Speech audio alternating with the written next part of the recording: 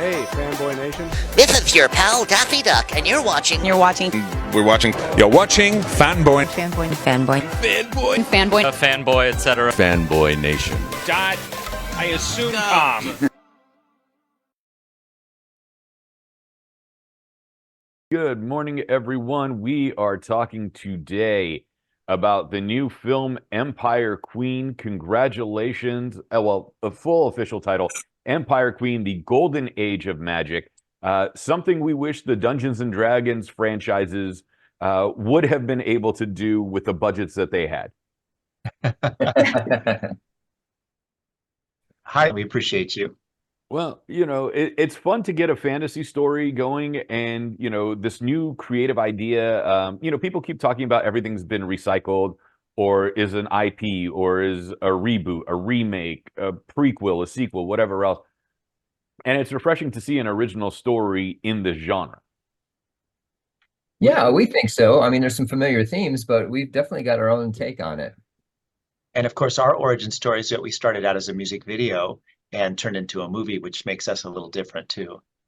You know, was there initially a concept album that this was going to start off as, or was it just the music video that led to a full-length feature? Yeah, it was the first music video was Shine on Me, which had featured Ciel, starred Ciel and Jay, and myself, and Mary Elise Hayden was in it as well. And then we did a second one called Lightspeed, and popularity grew, and then it turned into this feature film, which is kind of an amalgam of some of those images and story elements, and a lot of originality too. We got very lucky, RC, with this project in that our star Ciel Post is just wonderful. She's great to work with. She's the camera loves her, and she was so fun. And so what started out as a music video turned into, you know, this whole crazy adventure that we've all been on for the last several years. And even more so, she hung in there with us. I mean, She did. from the time of that we did the music video until now has been a bit. So, and she doesn't seem to hate us, which is amazing. Yeah. All right, Ciel, in the tradition of video vixen redheads from Tawny Katane down to you now, what's it like transitioning from, you know, being in the music video to being the star of a film? I don't know, because I really just enjoy hanging out with my friends, and I'm such a big nerd, so I don't know. I just see myself as a nerd, and I was just having fun with my good pals there in the forest. You know, when you start off as a music video and the reaction has been as positive as it was, at what point does it click to go, you know what, now's the time we got to turn this into a full-length feature film?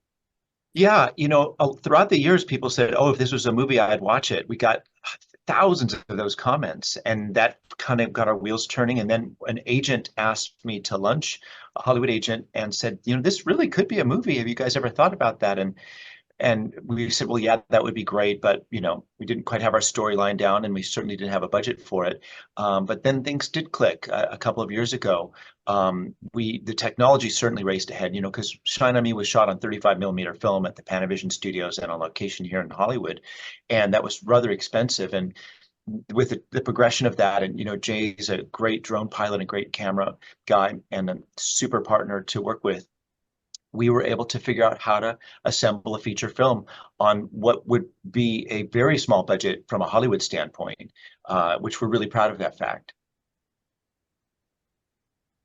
So you guys essentially had a Weird Al moment in the fact that, like, Funny or Die did a 7-minute clip of a trailer for a potential Weird Al movie that led to Weird, the Al Yankovic story, which was a parody of a short that was a parody of a real life person. That's right. And you guys kind of went that whole route. Yeah, we did. In Sincerity, we did a music video that had full passion and love behind it, and that turned into some international popularity, which then turned into a second music video. And the idea was maybe we'll do a trilogy of music videos, and that will complete the series. But then the third one, there is a third music video called Do You Believe in Miracles, which is more of like a trailer for the movie in a lot of ways, but does complete the trilogy. Here we are with a full-length feature film on Prime Video and shortly on iTunes, Google Play, and Vudu. And so we're excited. You know, and the interesting thing about this is starting as a music video, it's, you know, Chris and his song, And the rest of us are just, play acting, action scenes and so forth. But for the movie, we had to wind up finding our voice. It's a little bit like the Al Jolson, the jazz singer, the first time the talkies went to voice. And so who are we? How do we talk? What is our dialogue? What is our accents and that type of a thing? So that was a big transition for us. It's just going from, just the live action to speaking with live action. Yeah, that's a really good point. Ciel has a wonderful accent. She was a great coach to us. And there are some early shots of scenes that you'll never see because we didn't quite have our mojo together. But I think in the end, we're pretty proud of what we were able to do and to produce. And it's fun. The movie's meant to have a lightness and a comedy element, kind of like Princess Bride or Dungeons and Dragons did. Not that we don't take the drama seriously, but we tried to make it fun all the way through. Yeah. There is. I'm sorry. Go ahead, Ciel. No, we had a blast, and I just want to add to that. The accents. I'm not quite sure we completely nailed them. So, but we did nail them. My mom's a Brit. She's British, so she's seen it. She's like, but we nailed them for our own world, for our That's own right. little Can't world. speak English right anyway, so Right. it's okay. Right. That's true. That's a really good point, Ciel, is that we created our own universe. The Right. costume is not of a particular period. The accents, there's different accents throughout. We wanted to just do our very best to create our own universe, and I appreciate that comment. The thing is, we're kind of hungry. Well, we're not kind of hungry. We're totally hungry for original stories. If you looked at Godzilla -1, that entire picture cost Right. $15 million. And I'm like, if the Japanese could pull And- this off with $15 million, how come big budget Hollywood can't do it with $150 million? Right. And, So they when won an you get a Academy story- Award for visual effects, right? Yeah. And so it's impressive to see that if you get clever and you're resourceful and so forth, you can turn out some quality content. And not to say one way or another how people will take ours, but given the limited resources, I think we hit one out of the park with this one, quite honest, because we definitely delivered 10 times the value of the budget. And if you were to take a $150 million movie, it would have to look like a $1.5 billion movie in order to achieve what we did. Yeah, it's true. Yeah, and it looked like everybody had a great time. The story flows. There's so much to it. It's not a damsel in distress story, and it's not 100% rah angry girl boss. Like, you guys found a balance in telling a story with characters that people want to actually care about and go, oh, here we go again. Everybody's starting off perfect without the hero's journey. That's cool. Thanks, RC. We appreciate Yeah. that comment. We wanted all of us to have arcs, and especially with Ciel's character being the heroine. We like the idea that she was a maiden, not exactly sure what she was doing, certainly not prepared for the bigger universe that she was about to be thrust into, and opposing such authority, wicked authority. And I just think that she did such a superb job at that, and has a neat transition to what we finally see her as at the end. All right, Ciel, we're going to put it to you like this. You actually get a magic wand like this that gets to have these type of controls. What's the first selfish thing that you conjure up for yourself? Because everyone wants to be altruistic and talk about how great they are, and oh, I'm being so humble. Let's be a little selfish with this one. Okay. Selfishly, I would just make this ability for everyone to maybe not misunderstand me and just really emotionally get me. That's what I would do selfishly. I like that. What about you, Jason? All right, put that question to me one more time. Let me think about it while you So you get this all-powerful wand. Mm-hmm. All right, but now a man could actually wield it at this point. Yeah. What selfish, aspect would you grant yourself? I probably just export myself to some vacation spot. And Chris, you created the world. What's yours? I think it's easy for me, this one, because even though it would appear selfish, I think I could do a lot of selflessness too, which would be, unlimited funds. Because if I had limited funds, I could indulge my whims, whatever those might be, and also take care of a lot of people too. That would make me happy. All right, Chris found the balance. I like that. You know, what does a sequel to something like this look like? Because, you know, Yeah, the reaction seems to have been great for it, and people realizing that this isn't a $150 million budget, but you tell a quality story, and that's what we've been hungry for the last decade. You know, what does a sequel look like? thanks, RC. Yeah, we left it wide open. As you see at the very end, you know, Ciel hands Jay and I wands. We're not exactly sure what to even do with those. We know that there's two other kingdoms that may instantly come upon this kingdom of Valerion, and a magical army needs to be trained very quickly in order to potentially overthrow what's about to come our way. And not to spoil it too much, but there is an evil character that actually didn't die first one that could be resurrected and used against us as well. So I feel like we would hit the ground running storyline wise with the adventure that would unfold in a sequel. Well, we all know if there's no body, there's no death in Hollywood. So That's right. it always works that way. She's fending off polar bear attacks right now. You know, being transported out of the scene is a very easy way to do things. That's right. You know, when you do something that's a passion project like this, and then there is the positive reaction that comes from it, like, is it a bit of relief, or is it also like, wow, someone finally gets what I'm doing, instead of it just being this small, tight-knit thing that you guys did for yourselves, and then all of a sudden it goes from there? Well, I mean, there is a little bit of relief, because as we were filming this, we didn't exactly know how it was going to turn out, what was it going to look like, how would it cut together, and so forth. So we really took a chance with this in some respects to see if our vision, and based on, you know, the proof of concept being the music video, you know, can this actually work, and will the audiences respond to it? We kind of felt that there was a strong possibility that we could do it, but we weren't really sure. So to get to this level of what we were able to achieve given our budget, and seeing a lot of the positive feedback, is a huge relief and satisfaction and a validation of what we originally thought. Early on, we had a screening at Warner Brothers Studios, and we got all the laughs fell in the right places, all the applause fell in the right places, the cheers, and that was very satisfying for us. To see it in front of a big audience at that moment, it was like, wow, this is, and it looks great on the big screen, by the way. It was, for me personally, that was one of those, wow, we did it. We pulled. And see how, besides teaching your mom how to speak, you know, real English in comparison to what they do over there on that little tiny backwards island, you know, what's it like creating the character and building it up and creating this own unique accent that isn't quite British, but definitely not American?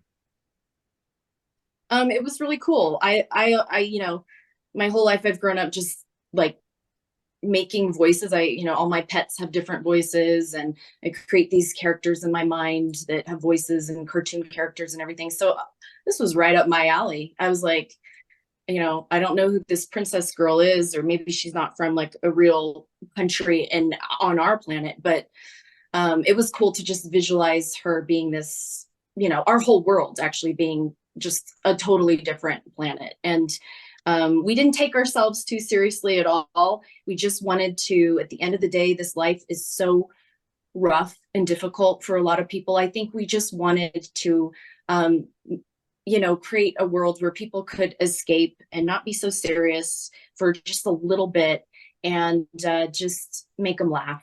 You know, we're silly, we're goofy, and that's what we wanted to do. We just want to give that joy. Well, we also knew that there was going to be some humor in it, and the fact that Chris not only wrote and directed it, but had to make himself commander while making Jason his subordinate as a captain. That's right. I feel like we're peers, though. I feel, because he's Royal Army, Royal Navy, and I'm Royal Lands. So I felt like we were real comrades in the missions we had together, and everything. So, and Jay's a wonderful partner and super creative. So we had a lot of fun. I remember so many lunches where we were writing scenes together and just laughing and coming up with what we would do, and that was a lot of the joy in with all of our team, and the things that we did together, and the laughter. And we took it seriously, and it was hard work. There were days we were exhausted, but in the end, very satisfying and really fun. Yeah, there are some quite humorous moments, but there has to be a time where you're losing daylight, Yeah. but the joke keeps landing and someone kept cracking up that you're like, listen, we have to get the shot now, that we can't wait till tomorrow. Was there a moment like that in this filming? And what scene was that? And hopefully it ended up in the final cut and not on the cutting room floor. Ciel has Every that, I day, think. every scene, every day, every scene. You know, that's my favorite thing in the world to do is laugh. So I think, you know, maybe the guys had a little bit of a hard time telling me, okay, come on, be serious, because I just want to goof off and laugh all the time. Yeah. Did you guys also use the allegory of magic being forbidden, kind of like a modern take on what's going on now in real life society, where humor is almost forbidden? I mean, Right. you know, there are people that, yes, there are taboo topics that are uncomfortably funny, and then there become moments of, you know, the joke killer, like that's not funny, or that's not accurate, or that's not this. That magic kind of becomes the allegory of, you know, we still need humor in this world. Well, I don't think that we necessarily did that specifically based on the culture that we're in here today, because a lot of these ideas started just prior to all of this coming down. But we always appreciated the themes of some sort of oppression, a high level oppression by, you know, tyrants and, you know, the authorities that are enjoying the elite that are enjoying the perks of magic, for example, in this case, and withholding it from others, also to protect their power. So we just felt that that was a very fairy tale kind of a theme to follow. And I would say that that was probably the main thrust behind making that choice. You know, with everything that's going on and the reaction that you're getting and the positivity that's coming from it and the sense of, you know, fantasy having its place, but not, I don't want to say resurgence, but I want to say the elements of expansion, because, you know, there are various new editions of Dungeons and Dragons. There's, you know, the Lord of the Rings series had a second season. There's so much going on that is there room for more fantasy storytelling with bigger IPs still kind of dominating the market? I think so. I think people, you know, you always hear the moment somebody watched a show, they're like, what's next? What am I going to watch now? People have a lot of time to enjoy art. And you know, they can always put a movie on pause, watch half of it now, half of it later. And so I feel like, you know, Hollywood's going to keep cranking out stories as long as possible. And so for us to get our project in there and be part of the landscape of art and communicating ideas and emotions to people, I feel like it's wide open. And I'm what I think people are embracing is that we did do this on an independent level, and we were not part of the studio system per se. And that's not always easy. And I feel like we're particularly proud of that accomplishment Yeah. of pulling off a film And I'd say that, outside. sorry, Chris, I'd say that you also have an opportunity to find some more variety or little quirky things coming out of the independent world rather than the studio side, where they're not as willing to take chances perhaps and sticking more so to formulas. Obviously with certain filmmakers, they'll be a little bit more loose with it, but there's a lot of hands in the pie with opinions and so forth. And we were much more avant-garde with our approach to this. And Chris and I oftentimes on the fly coming up with an idea and then implementing it while we were filming, which you would probably not see so often on the studio side. So we gave ourselves a lot of flexibility with this and a lot of latitude. And I think that they're greater than what we could have ever dreamed for. That's true. Like a lot of stuff wasn't scripted. It was discovered along the way and then added in and beautifully edited by Jennifer Barlow-Grodsky, by the way. She just had a great sense of how to weave things in. And there's a wonderful story where Jay's character Sterling is in Portland, well, where we shot, and he encounters this rock that's just kind of weeping, and we called it the Weeping Wall of Valerion. And that wasn't in the script. We didn't even know that was there when we went to go film. Ciel was living there at the time, and we just had him go up and get a drink and walk away. But we were able to put it into the story in a kind of, in my mind, a refreshing fairy tale kind of way.